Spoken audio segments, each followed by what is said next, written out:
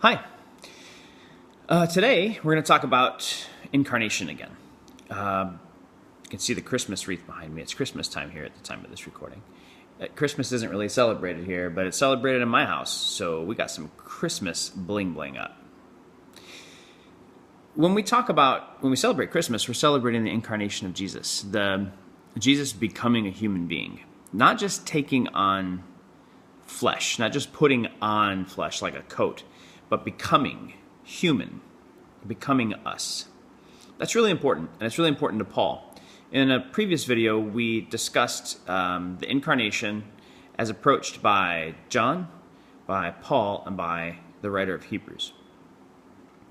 Today we're gonna drill down a little bit more into Paul's take on the incarnation, in particular how it affects his practice, how he also attempts to incarnate, to become the other, in order to reach the other. I'm going to read you a passage from Paul's letter to Corinth.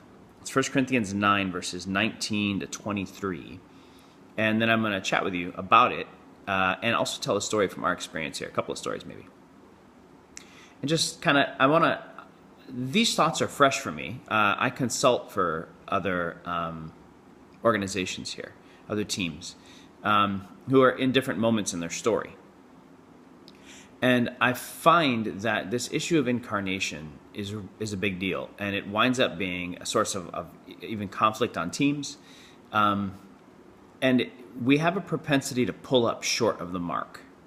And that's where I'm going to get with this video, is sort of how to use Paul's approach here to not pull up short.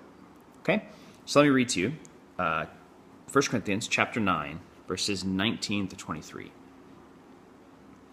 For though I am free of all, I have made myself a servant to all, that I might win more of them. To the Jews I became a Jew in order to win Jews.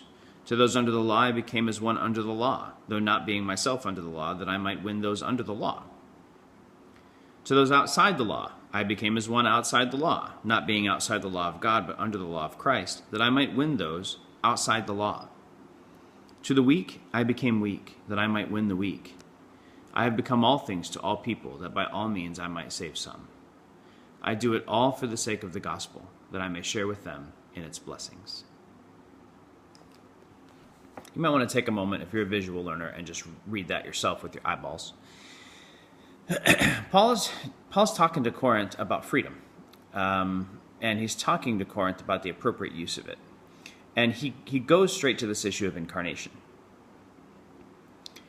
He goes straight to this issue of becoming. Remember that in John's gospel, he opens his gospel with this beautiful prologue. And it says, the Word became flesh and dwelt among us. He moved into the neighborhood. He became flesh. And that become verb is big. God became something God wasn't before. And God, in that sense, changed. He grew even. You could say with your hackles up for fear of heresy, God became a human and he wasn't a human before. That's big. For Paul, that's big, and it affects his practice. He doesn't say, let's talk about what he does say. He says, to those under the law, I became as one under the law.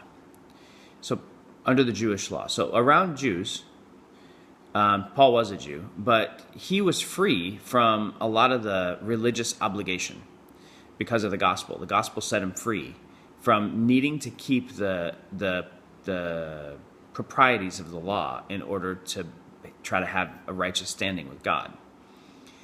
But still, when he was with the Jews, he practiced these customs. He practiced the things that were appropriate according to their understanding of how to be with God. And he gave away freedom, personal freedom, in order to be able to do that. But to those outside the law, he also gave something away. Paul, even though he was free from the law, he grew up in the law. So he grew up with a mouth accustomed to tasting certain foods and to not tasting others. With a sense of smell that associates certain things with cleanness and other things with uncleanness. And that's way down in your brainstem by the time you're 30 years old. Like you associate things with gross and other things with not gross. And for Paul, that association had been reinforced, and instead of it being taught to him as a child as a preference, it was taught to him as a mandate from God. So that's down in his bones, But when he was with those who were outside the law, he did not ask them to comport themselves in a way he was more comfortable with. He became as one outside the law. He took on a very non-Jewish practice, which was very hard for a Jew. He took it on. He became like one of them. He didn't just tolerate it. He didn't just stay Jew while he's with the Gentile. He behaved like a Gentile when he's with the Gentiles. Right here, people spiral off into a meaningless argument. They tend to spiral off and go, okay, so when I'm reaching out to heroin addicts, I need to get addicted to heroin so I can win them. When I'm reaching out to prostitutes, I need to get involved in illicit, immoral behavior so that I can know what it's like to be them. That's the trouble with that argument is just really stupid. And equally dumb is the vehement force with which the other party starts making arguments against that. No, you can never be within 500 yards of a place that sells something that has a letter B in it because beer also has a letter B in it. That argument, let's just, tiresome. That's not what Paul's talking about. That's not Paul's conversation he's trying to have.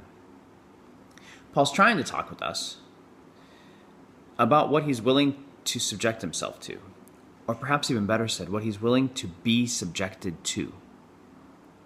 What will he be subject under? To those under the law, I became as one under the law. I didn't just pretend not to have freedoms. I got underneath that thing again after I had been set free of it. I got back underneath those rules that I don't have to keep so I could reach the people who keep those rules.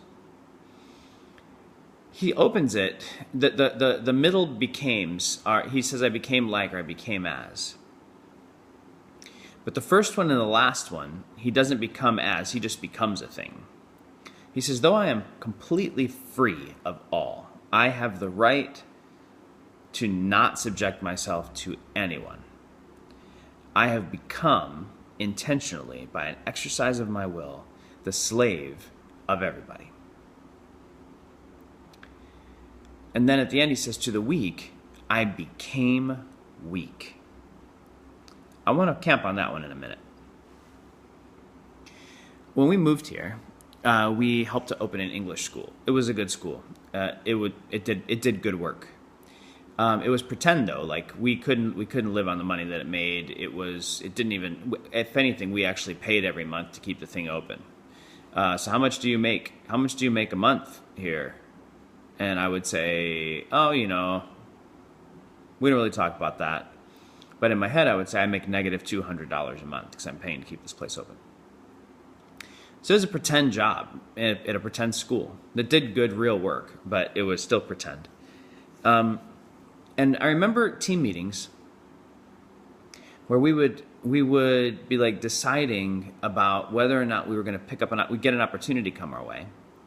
And it would involve making a commitment to a bank or a commitment to an oil company or a commitment to somebody that would lock us into something. But we would be right next to the same people every day for months, maybe years on end, and have the opportunity to affect them by being next to them and develop a relationship with them, talk with them. Further, what happened to that oil company would also happen to us. What happened to that bank would also happen to us, and our experience would be tied in with their experience. And we always panicked. All of us, we panicked. We want to make sure that we're able to keep our schedule completely clear so we can take our retreats whenever we want to. And we can always be in complete control. We can always be in complete control of our schedule. There are 0 people in this country in complete control of their schedule. That's not true. They're like 10, and they're the ruling elite. Nobody else is in complete control of their schedule. So we were unwilling to become, to live subject to the same forces that act on the people that we live among. I'm actually like low-grade ashamed of it now. We were afraid or unwilling to wanted to be here with all the freedom that came from being like independently wealthy. We wanted to be here and work whenever we wanted to, not when they wanted us to. Since then, I've taken a job at a real place. It can't float us because we travel more. It can't support us. We travel more. We do more things than a local does because of the things that God's called us to do. But it actually, we need the money from that job, and we're in that position on purpose, so that when my coworkers feel the currency devalue, I also feel the currency devalue. When there's a meeting, a staff meeting, I gotta go to it because I work there. I don't pretend to work there. I work there. I also consult for other teams here, and it's remarkable to me how frequently teams of workers are unwilling to get involved with people if it means losing their freedom to call the shots, their freedom to determine when and if they leave the country, when they go on vacation, when they go on home assignment. It's shocking to me. Not like appalling, like you're so bad, but it's the very thing that people move here to do, we can't do sometimes because we won't get close enough to people. You can't get close to someone, close enough to affect them, unless you are also in a position to be affected by what affects them. You gotta get all the way in the pool. No halvesies. If you're going to incarnate the gospel, you need to be able to demonstrate this is what the gospel looks like when a person is affected by the forces that affect you. If you're only able to talk, this is what the gospel would look like if you were living in it based on the forces that affect you. But those forces don't affect me, so I can't model it at all. I have not become weak to the weak. I've come here financially strong. I'm here and I just don't subject myself to the forces that you're subjected to. No, not allowed. So you might be sitting there, you probably are sitting there saying, that has no bearing on my life. I'm not currently a worker in Central Asia. Right. I would love to see believers in any place that they live move toward the people that they're trying to reach. And I mean that in all the senses of move. Instead of, as property value continues to drop in an inner city area or in a refugee neighborhood, instead of moving away from that because it's scary, and getting a bigger house further out where more people are the same color, what would happen if believers started moving in to cities and into neighborhoods and subjecting themselves to the same kind of low-grade fear that everybody in that neighborhood lives in, because someone might break into your car, might steal your purse, or might mug you? Just like all those people are afraid of being mugged, you would have to walk around afraid of being mugged. What does it mean? It doesn't mean anything if you try to incarnate, but you go most of the way and pull back till you're safe. And that's what I want to say to you in this last minute. In the context that you're in, what does it mean to get close enough that the things that happen to those people you're trying to reach could also happen to you?